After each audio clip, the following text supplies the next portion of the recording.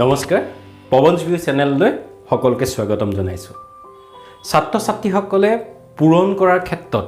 যথেষ্ট অসুবিধাত পৰা দেখা যায় অংক কৰোঁতে পূৰণ কৰোঁতে বহুত দীঘল হৈ যায় বা ভুল হয় গতিকে এই অসুবিধাসমূহ দূৰ কৰিবৰ কাৰণে আমি পূৰণ কৰাৰ কিছু সহজ কৌশল দিব বিচাৰিছোঁ যে পূৰণ কৰিবলৈ আমাৰ কিছুমান সহজ কৌশল আছে এই কৌশলসমূহ প্ৰয়োগ কৰি খুব সহজে অংকসমূহ কৰিব পৰা যায় গতিকে আজি আমি আলোচনা কৰিবলৈ লৈছোঁ এনেকুৱা কেইটামান সহজ কৌশল যাৰ জৰিয়তে ছাত্ৰ ছাত্ৰীসকলে নিৰ্ভুলভাৱে পূৰণ অংক কৰিব পাৰিব গতিকে প্ৰথমতে আমি আজি আলোচনা কৰিম যে দুটা অংক বিশিষ্ট 10ৰ পৰা 99 লৈকে যিকোনো দুটা সংখ্যা পূৰণ কৰিলে আমি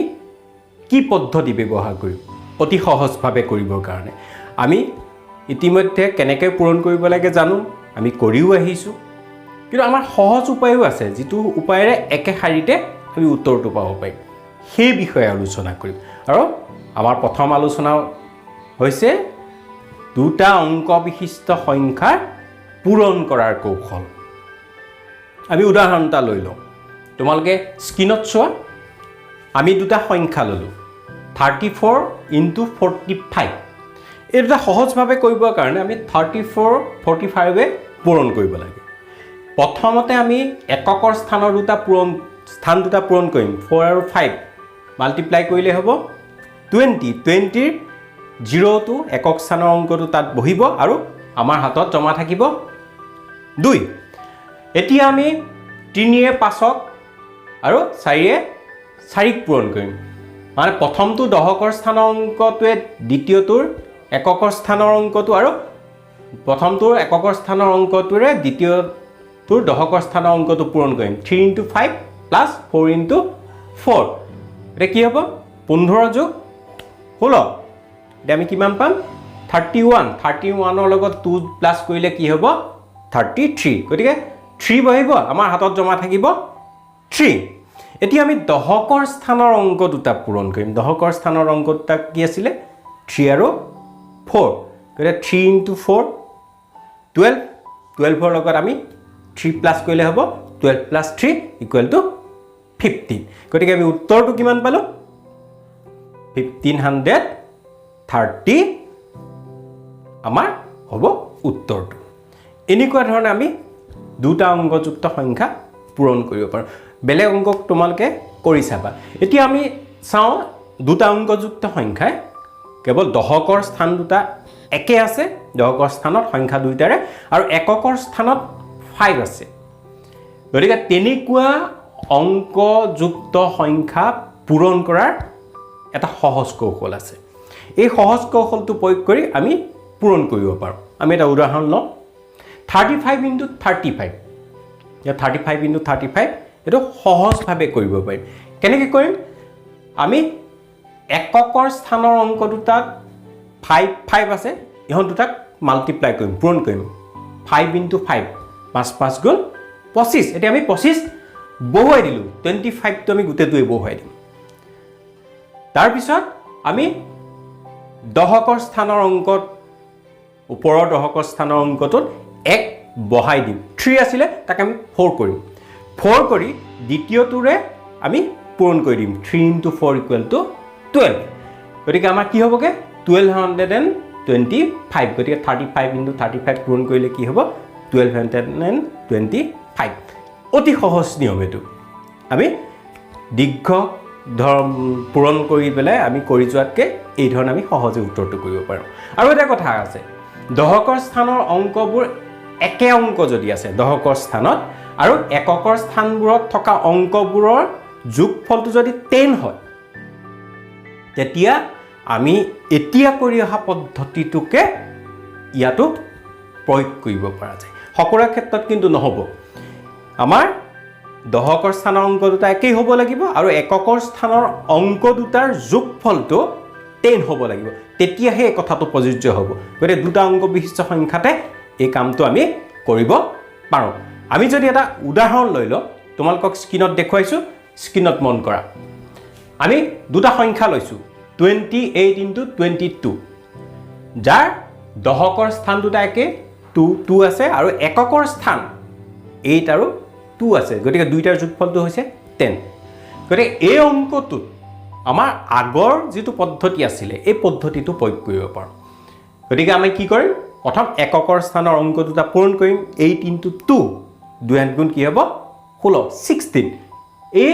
16 টো আমি বহুৱাই দিম 2 * 8 = 16 ইয়াৰ পিছত আমি দশকৰ স্থানৰ অংক দুটা চাম দশকৰ স্থানত কি আছে দুইটাতে 2 আছে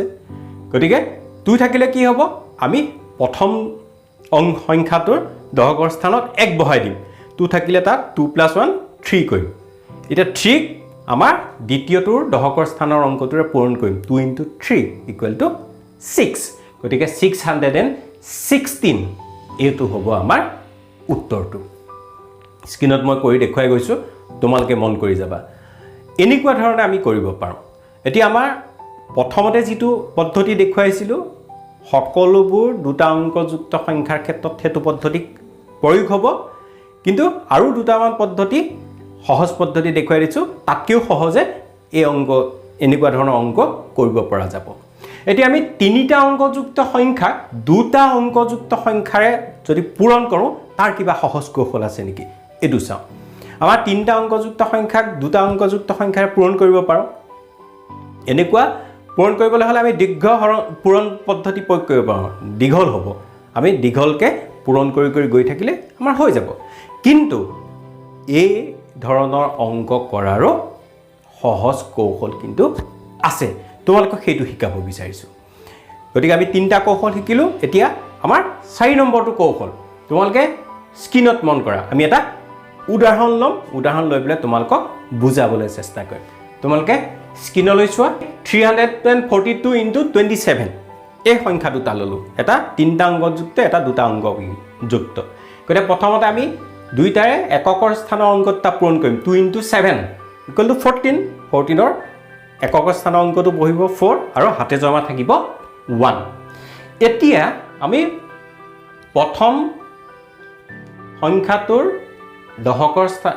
এককৰ স্থানটোৱে দ্বিতীয়টোৰ দশকৰ স্থানক আৰু দশকৰ স্থানটোৱে দ্বিতীয়টোৰ এককৰ স্থানক পূৰণ কৰিম 2 * 2 4 4 * 7 28 28 + 4 কিমান হ'ব 32 32 লগত 1 প্লাস কৰিলে কি হ'ব 33 গতিকে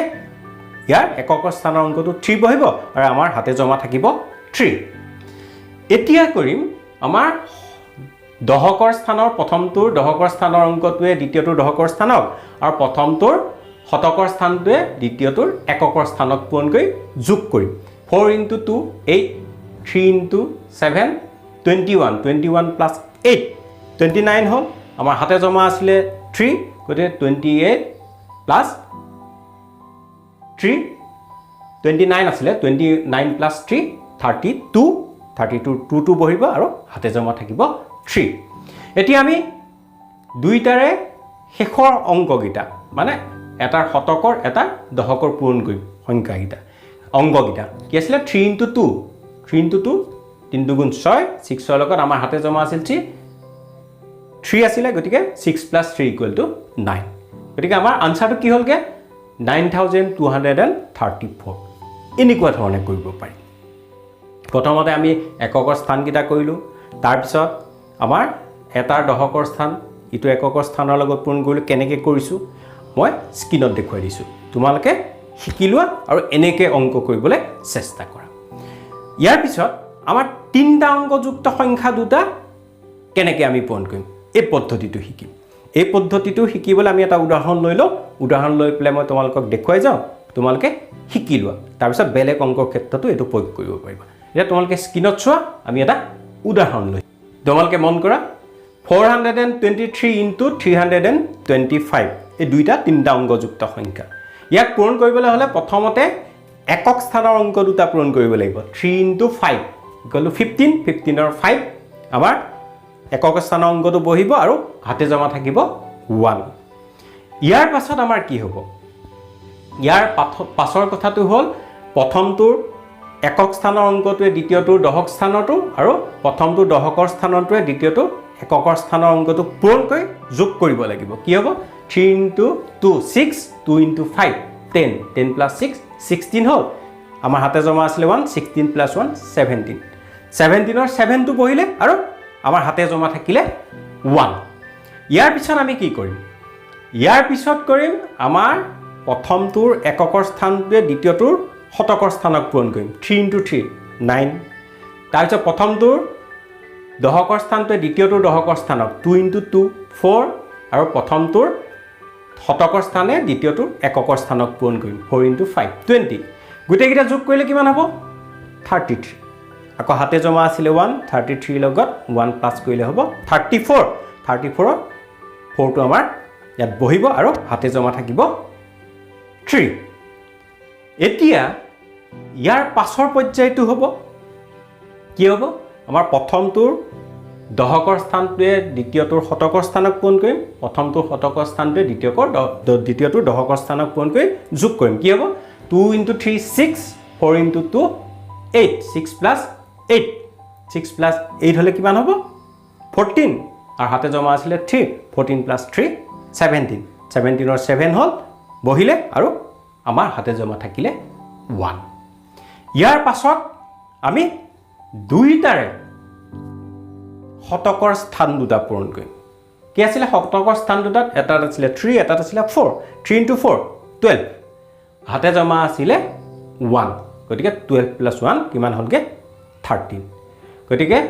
আনসাৰটো কি হ'ব 13747 গতিকে এই ধৰণে আমি অংক কৰিব পাৰো সহজভাৱে একে শাৰীতে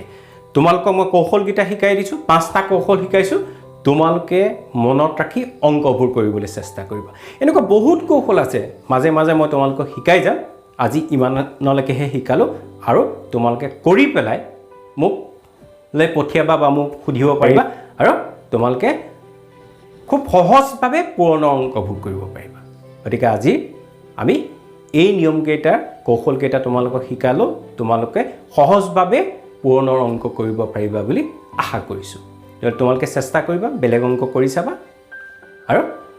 এনেকুৱাকে সহজভাৱে একে শাৰীতে আমাৰ অংকবোৰ উত্তৰ উলিয়াব পাৰিবা গতিকে আজিলৈ আৰু আলোচনা আগনবঢ়াও আজিলৈ ইমানতে সামৰিছো ধন্যবাদ